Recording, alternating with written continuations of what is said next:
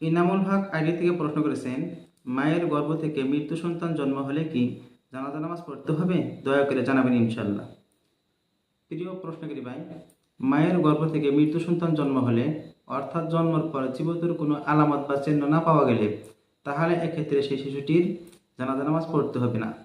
আর যদি জন্মের পর জীবতের কোনো আলামত বা চিহ্ন পাওয়া যায় তাহলে এক্ষেত্রে সুন্নতি মোতাবেক গোসল দিতে হবে, সুন্নতি মোতাবেক কাফন দিতে হবে, নামাজে জানাজা পড়তে হবে, তারপর কবরস্থ করতে হবে।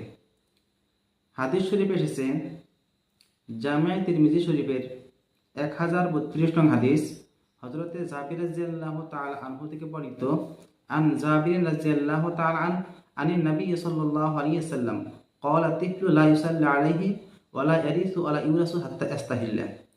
হযরতে জাবির রাদিয়াল্লাহু তাআলা আনহু থেকে বর্ণিত, রাসূল করিম সাল্লাল্লাহু আলাইহি ওয়াসাল্লাম ইরশাদ ফরমাইছেন, কোনো শিশু যদি মায়ের গর্ভ থেকে জন্মগ্রহণ করার পর চিৎকার না করে তাহলে তার জানাজা নামাজ পড়তে হবে না।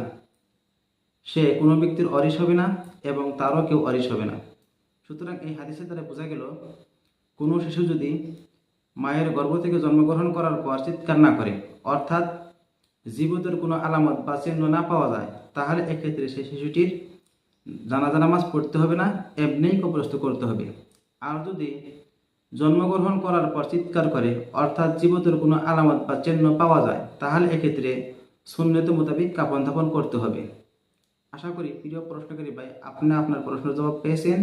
ওয়া আখিরু দাওয়ানা আনিল হামদুলিল্লাহি রাব্বিল আলামিন।